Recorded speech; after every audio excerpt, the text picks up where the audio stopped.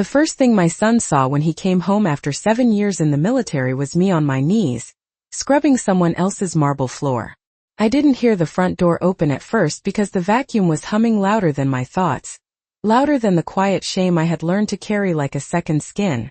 The morning sun streamed through the enormous bay windows of the Whitmore estate, casting long golden stripes across the polished tiles I had just finished mopping.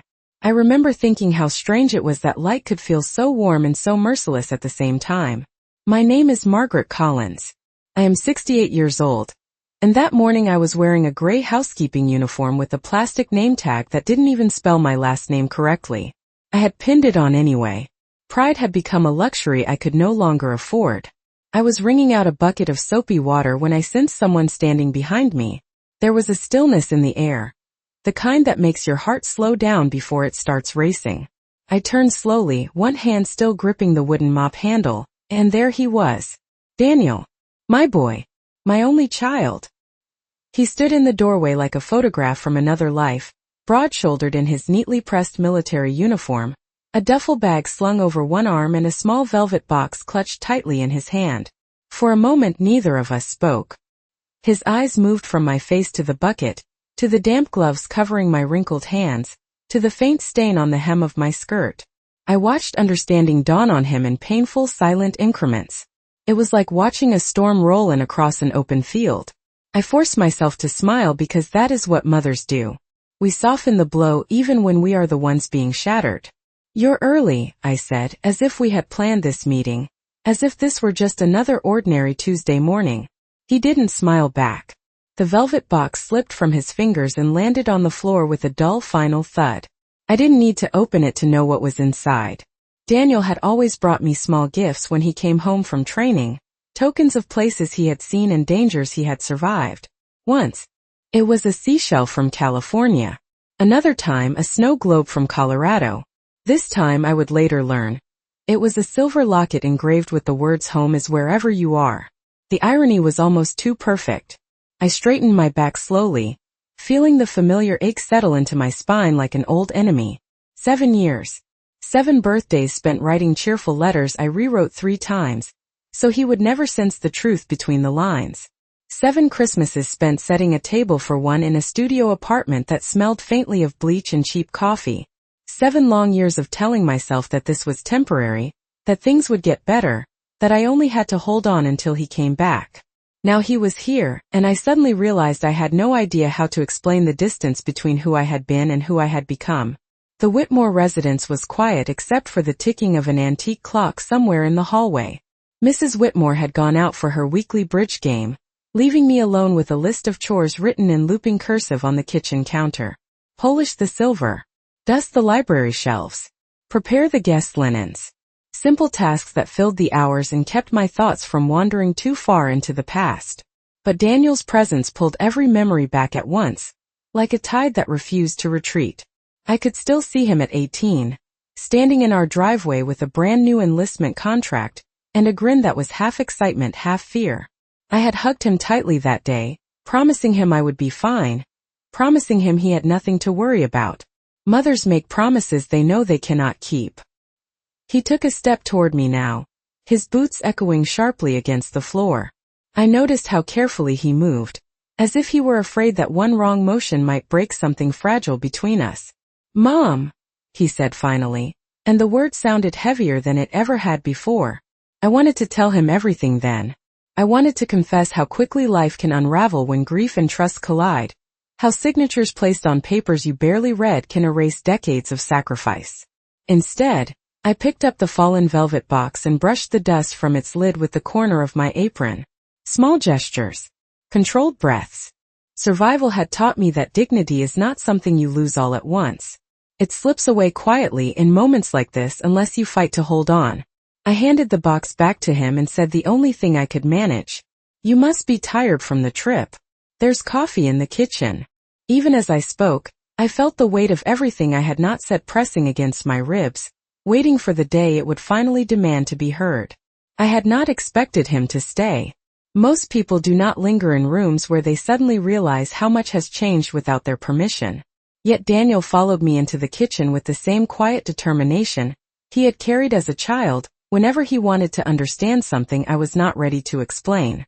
The kitchen at the Whitmore residence was larger than the entire apartment I rented across town, with granite countertops that reflected the overhead lights like still water, and stainless steel appliances that gleamed, as if they had never known a fingerprint.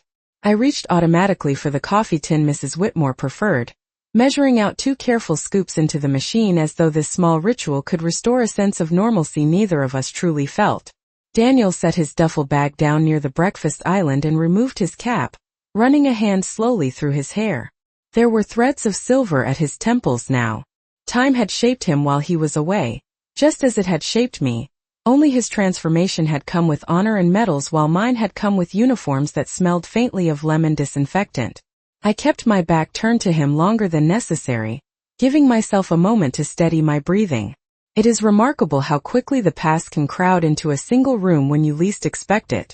I could still see the small yellow house we once called home, with its crooked porch steps and the rose bushes Robert planted every spring.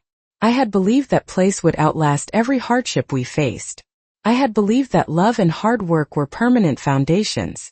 The coffee maker began to hiss softly, filling the silence with a sound that felt almost comforting.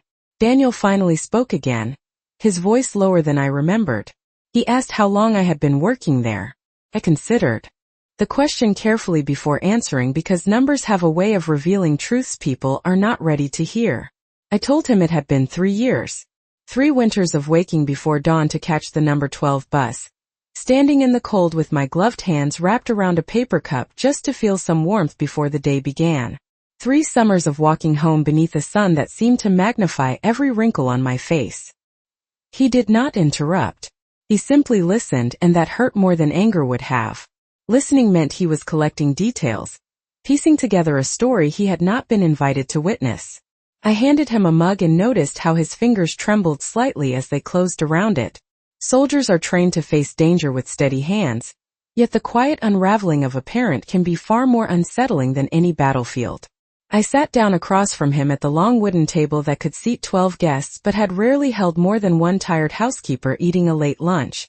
I realized then how small I must have looked from his perspective, how diminished compared to the woman who used to pack his school lunches with handwritten notes tucked inside.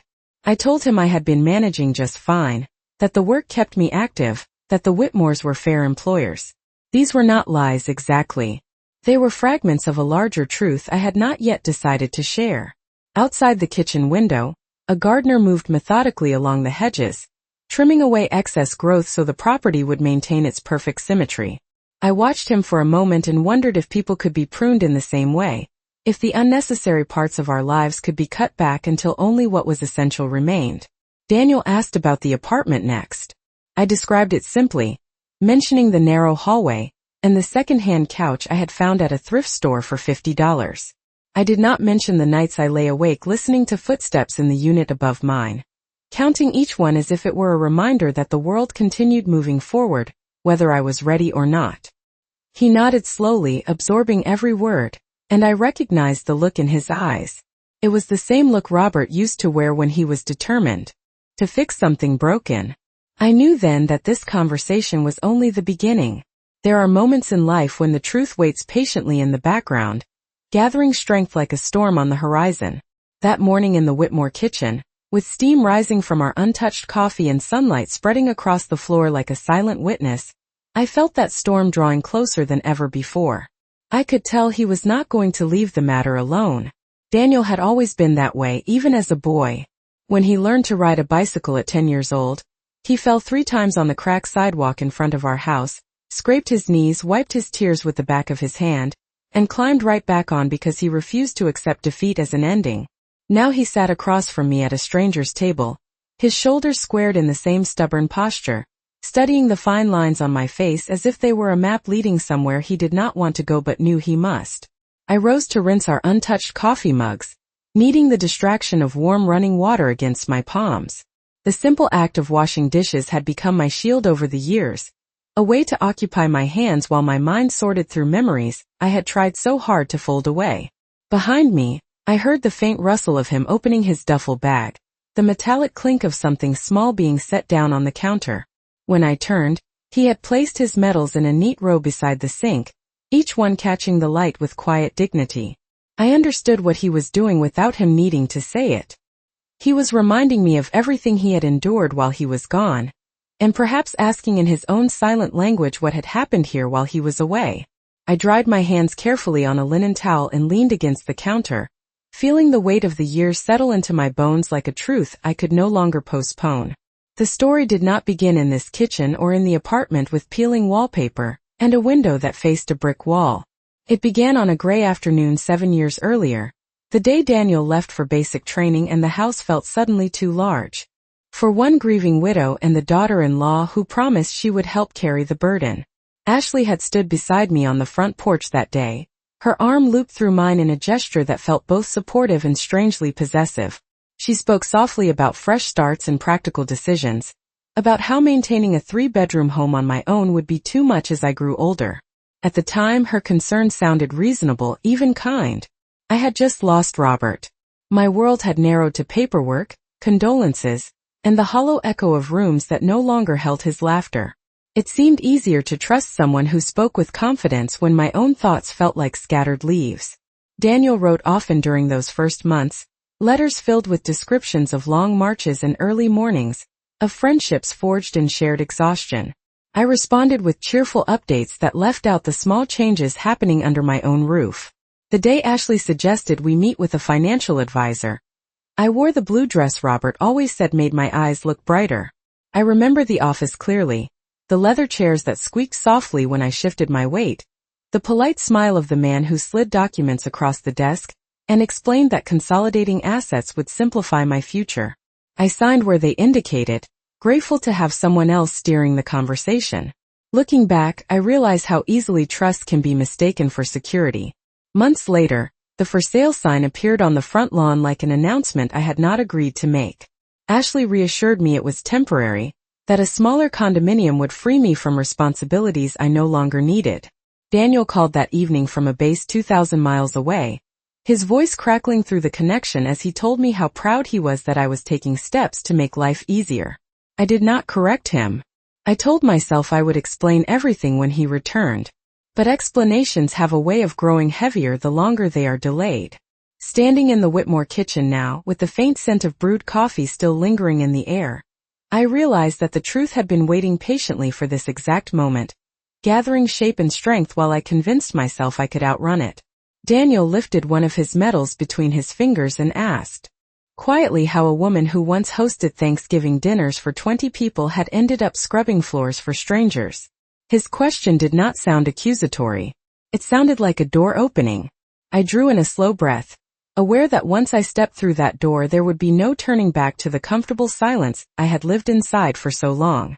I set his medal back on the counter as though it were something fragile that might shatter if handled too quickly, and in a way it felt that way to me, because everything it represented stood in painful contrast to the quiet unraveling of my own life.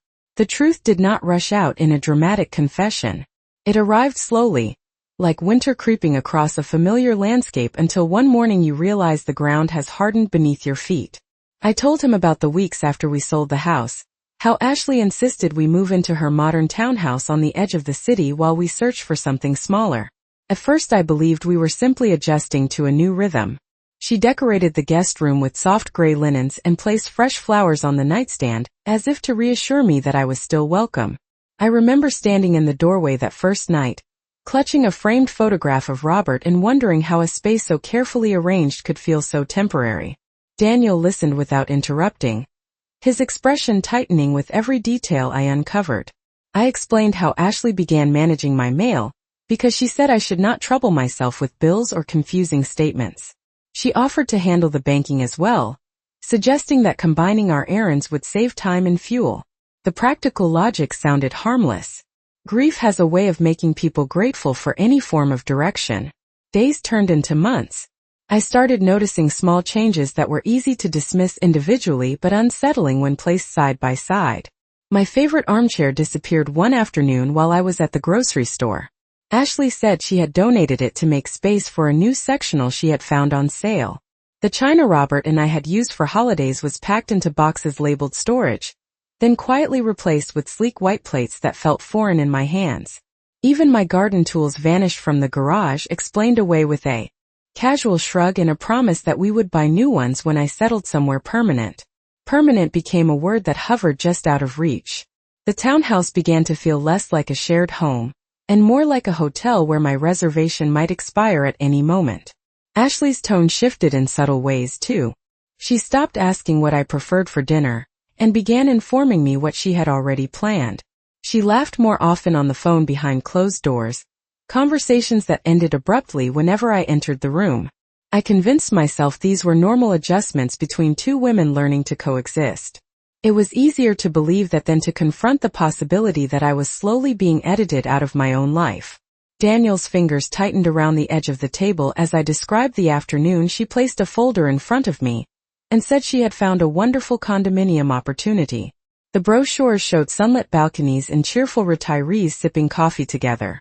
She spoke about community activities and lower maintenance costs, about the freedom I would feel without the burden of a large property. I signed another set of documents in that same trusting daze that had carried me through the first sale. The condominium never materialized. Weeks later, Ashley explained there had been a misunderstanding with the developer. She reassured me that my funds were safe, that she was working tirelessly to secure an even better option. By then, Daniel was already deployed overseas, his letters filled with stories of desert heat and star-filled skies that seemed impossibly far from the quiet confusion of my days. I did not want to distract him with worries he could not solve from thousands of miles away. I began taking long walks around the neighborhood to clear my mind, passing houses that glowed warmly at dusk while mine felt increasingly borrowed. One evening I returned to find my suitcase waiting by the front door.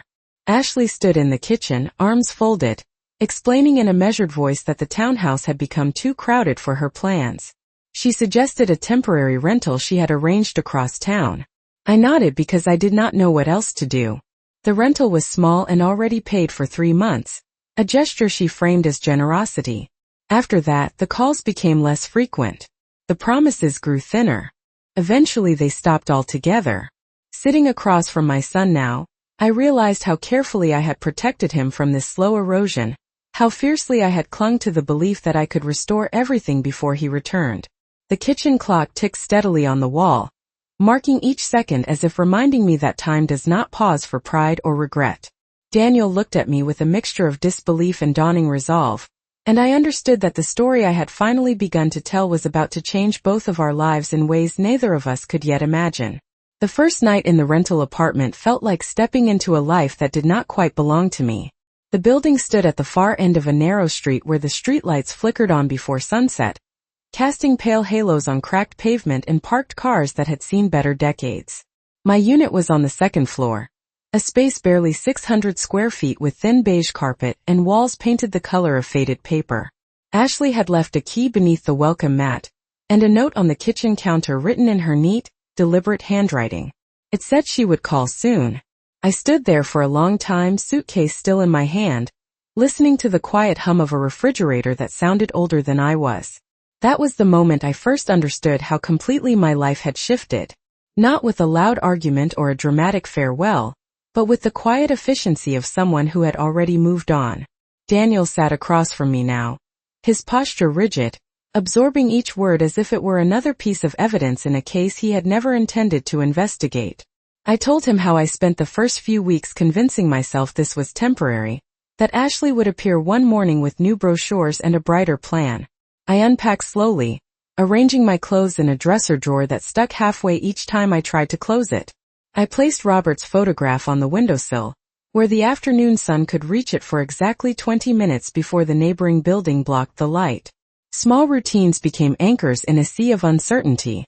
I walked to the local grocery store every Tuesday because the manager offered senior discounts before noon. I sat on a wooden bench at the bus stop each morning, watching commuters hurry past with headphones on, each person wrapped in a private world I could not enter. The phone rang less often than I expected. When Ashley did call, her voice carried a cheerful distance that made it difficult to ask the questions gathering in my throat. She spoke about renovations, about travel plans, about how complicated real estate transactions could be. I nodded even though she could not see me. Trust had become a habit I did not know how to break. Eventually the savings account Robert and I had built over 40 years began to feel like a fragile illusion. I visited the bank one rainy afternoon. The kind of steady Midwestern drizzle that soaks through an umbrella and settles into your bones. The teller greeted me politely but frowned as she studied her screen. She explained that several large transfers had been authorized months earlier. My signature was on the forms. I remember the sensation of the floor tilting slightly beneath my feet, as though gravity itself had shifted its allegiance. I walked home in shoes that squeaked with every step, rehearsing explanations I might offer Daniel if he ever asked. By the time I reached my apartment door, I had already decided I would not tell him. Soldiers carry enough weight without adding their mother's mistakes to the load. Finding work became less a choice and more a necessity. I answered an advertisement posted on a bulletin board at the public library, offering housekeeping hours in exchange for modest pay and flexible scheduling. Mrs. Whitmore interviewed me in her sunlit sitting room, her voice kind but practical as she outlined the expectations. I accepted before she finished speaking. Pride has a way of shrinking when survival steps into the room. The first time I tied the gray uniform apron around my waist, I told myself it was simply another chapter, not the ending. Days blurred into one another, measured by bus routes and grocery receipts, by the quiet satisfaction of leaving a floor polished enough to reflect my own tired face. Daniel's letters continued to arrive, filled with stories of distant landscapes and hopeful plans for the future. I answered each one with careful optimism, describing volunteer work and neighborhood friendships that existed only in fragments of truth. Across the Whitmore kitchen table now I could see the realization settling into him like an unwelcome guest. He asked why I had not called, why I had not trusted him with the reality of my situation. I folded my hands together, feeling the familiar calm that comes when there is nothing left to hide.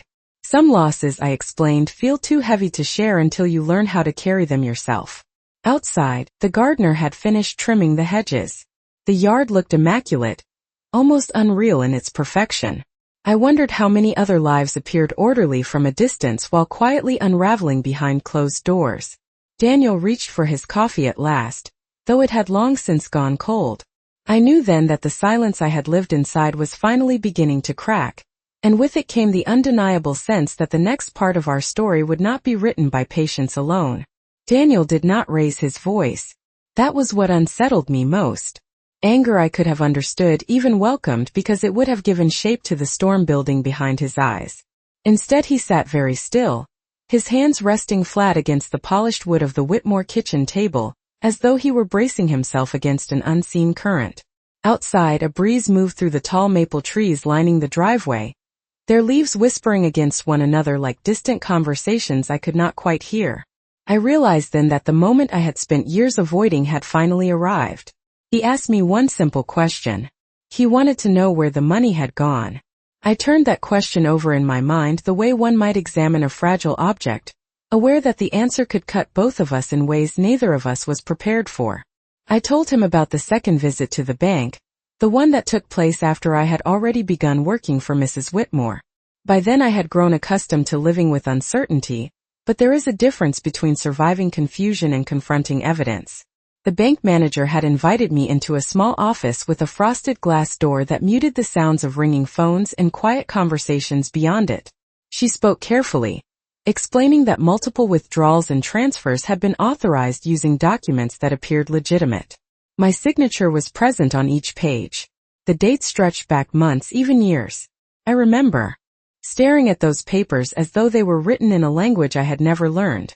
Trust can leave fingerprints in places you never meant to touch. Daniel listened without interrupting, his expression tightening in small increments as I described how Ashley had gradually taken control of every financial detail in my life. At first she said she was simply organizing things to make them easier for both of us. Then she began scheduling meetings I was expected to attend but not encouraged to question. When I asked about statements that never arrived, she explained that many companies had moved to electronic communication and that I should not worry about technical matters. It sounded reasonable at the time. Grief has a way of making even intelligent people eager for reassurance. I told him how I spent evenings at the public library after my housekeeping shifts ended, sitting beneath fluorescent lights that buzzed faintly overhead, while I tried to teach myself the basics of banking terminology. I borrowed books about retirement planning and legal documents, tracing each unfamiliar phrase with my finger, as though understanding might somehow travel through my skin. Some nights I stayed until the security guard announced closing time. Knowledge became the only tool I could rely on. Daniel's gaze softened for a moment when I mentioned the library. He remembered how I used to take him there as a child, how we would sit cross-legged on the carpet, while he sounded out new words from brightly colored picture books. Life has a quiet way of circling back on itself. I explained that my first real suspicion came when a letter addressed to Ashley arrived at my apartment by mistake. It contained a summary of an investment account I had never heard of, one that listed my name alongside hers in fine print that seemed designed to be overlooked. I felt a strange calm settle over me then, the kind that comes when uncertainty finally begins to resolve into truth. I stopped calling her after that. I stopped waiting for explanations that would never come. Instead, I focused on gathering small pieces of evidence, saving copies of anything that carried my signature, learning which questions to ask when I returned to the bank. Survival had taught me patience. Across the table, Daniel leaned forward, his voice steady but laced with something deeper than frustration. He said he had trusted her. He said he had believed I was safe. I reached for his hand, noticing how calloused his palm had become over the years. I told him safety is sometimes an illusion we accept because the alternative feels too frightening to imagine. The clock on the kitchen wall chimed the hour, its sound echoing softly through the immaculate room.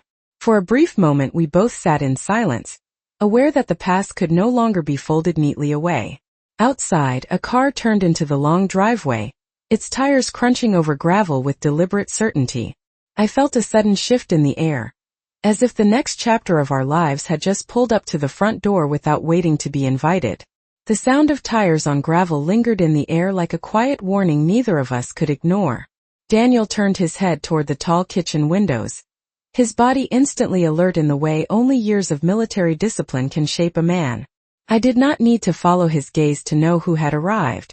Some presences carry their own unmistakable gravity. I felt it in the tightening of my chest, in the sudden stillness that seemed to settle over the spotless countertops and polished cabinets. For a brief moment I considered asking him to leave before the front door opened, to spare him the confrontation I had spent so long preparing to face alone.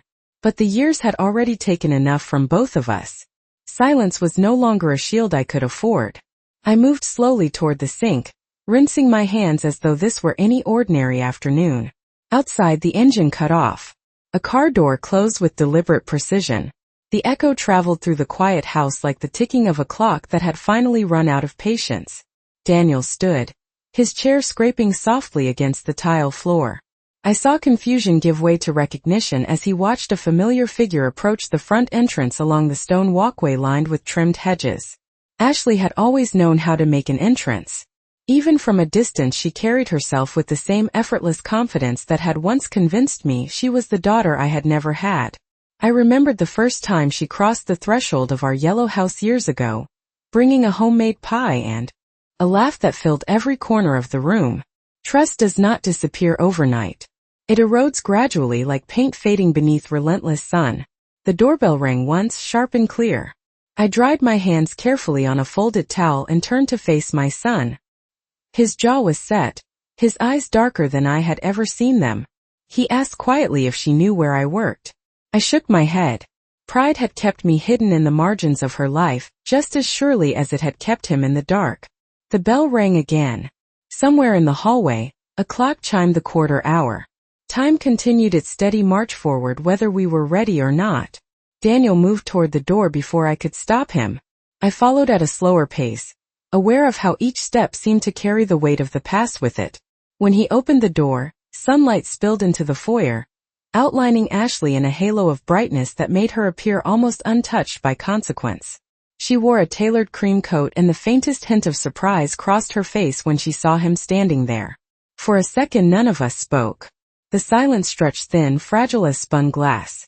Then she smiled, the same practiced expression that had once reassured me during sleepless nights after Robert's funeral. She began to explain that she had come to discuss some unresolved paperwork, that she had been meaning to reach out for weeks. Her voice flowed smoothly, each word chosen with care. Daniel did not invite her inside. He simply stepped aside and allowed her to enter, his posture rigid with restrained emotion. I remained near the staircase, watching as the two people who had shaped so much of my life stood facing one another in a house that did not belong to any of us. Ashley's eyes flicked briefly toward my uniform, taking in the details she had never imagined she would witness. Something like calculation replaced her initial composure.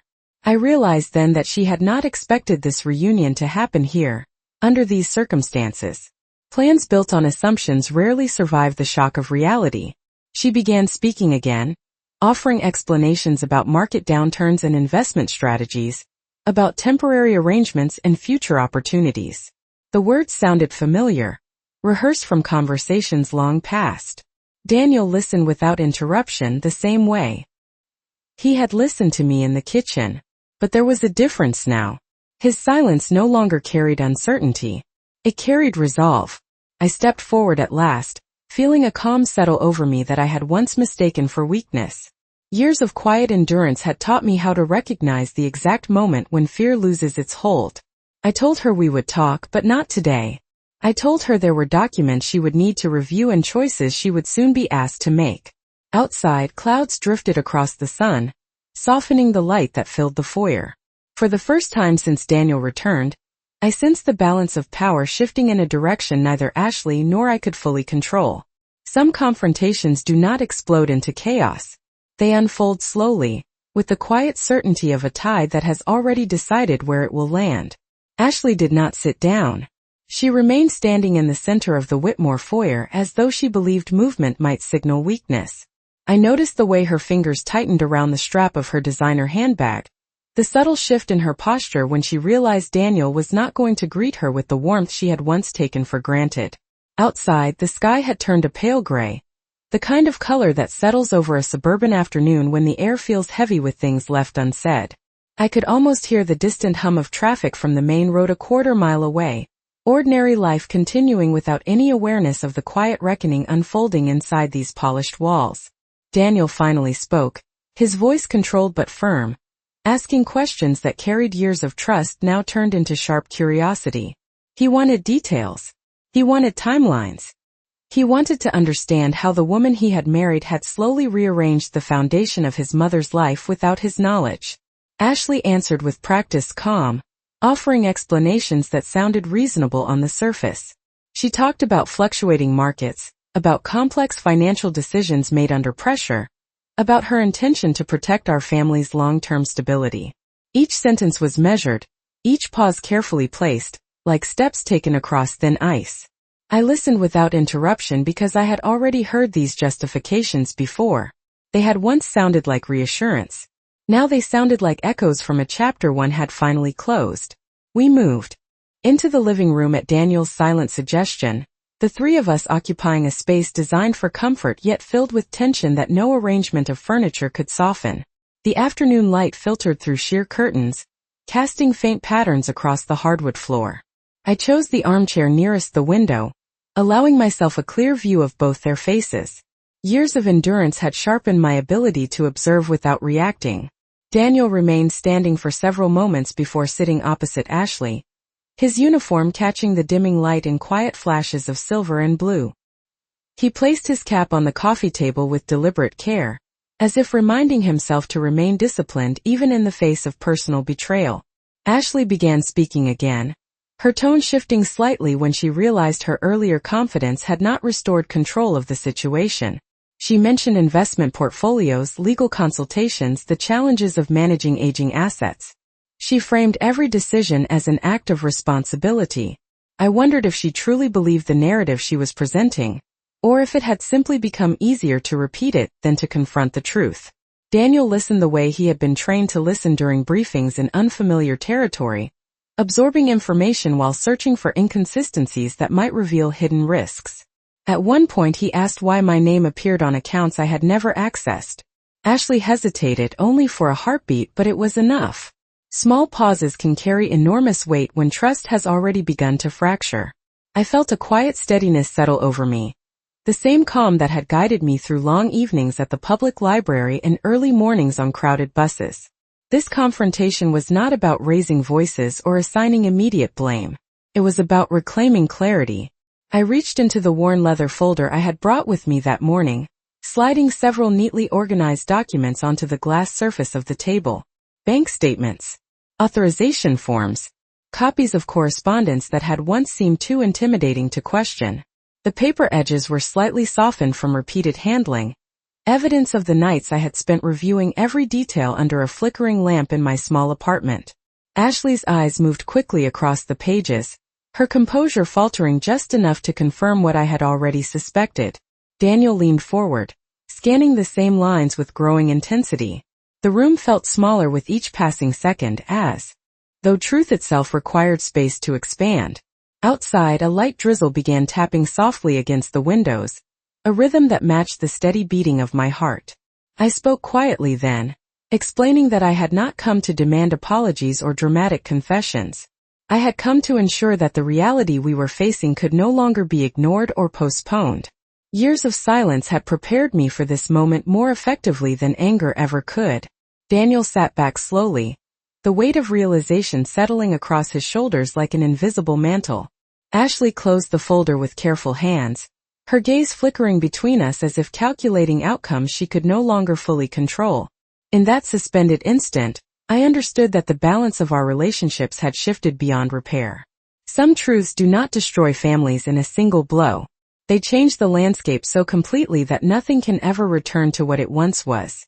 The drizzle outside grew steadier, blurring the outlines of the Whitmore garden until the perfectly trimmed hedges looked softer, less certain of their shape. I watched a single drop of water trace its way down the tall window beside my chair, and thought about how easily clarity can dissolve when too many forces pull in different directions. Daniel remained motionless for several long seconds after Ashley closed the leather folder. The silence that followed was not empty. It was filled with everything we had not yet said, with years of assumptions rearranging themselves into a new and unfamiliar order. Finally he rose from his seat, his movements deliberate, as though he were stepping into a role he had not expected to play so soon after returning home. He walked to the window and stood there with his back to us, looking out at a world that must have seemed strangely distant compared to the certainty he had known in uniform. I understood that feeling. When your sense of direction shifts all at once, even familiar streets can begin to look like foreign terrain. Ashley spoke first, her voice quieter now, stripped of the confident cadence that had once guided every conversation. She said she had never intended for things to unfold this way. She spoke about pressure, about opportunities that had appeared too promising to ignore, about the fear of losing financial ground in an uncertain economy. Her explanations sounded less like strategy and more like confession, as though she were hearing the truth of her own decisions for the first time. I did not interrupt. There is a particular kind of strength in allowing others the space to recognize their own reflections. Daniel turned slowly, the gray light from the window outlining the tension in his shoulders. He asked her a question that seemed simple on the surface but carried the weight of every memory they had built together. He wanted to know why she had not told him. Ashley hesitated again, and in that pause I saw the final piece of the illusion fall away. Trust, once fractured, rarely finds its original shape. I rose from the armchair and walked toward the hallway table where I had placed my coat earlier that afternoon. The house felt different now, as if it had quietly acknowledged that its temporary stage in our story was drawing to a close. From my pocket I removed a smaller envelope, one that had taken me months to prepare. Inside were copies of letters from the bank confirming the restoration of certain accounts, notices from a legal clinic that had agreed to review my case, and a neatly typed statement requesting a formal audit of every transaction made in my name. I handed the envelope to Daniel without ceremony. He accepted it with both hands, the gesture reminding me of the boy who once carried library books home as though they were treasures. Ashley watched this exchange with an expression I could not fully read.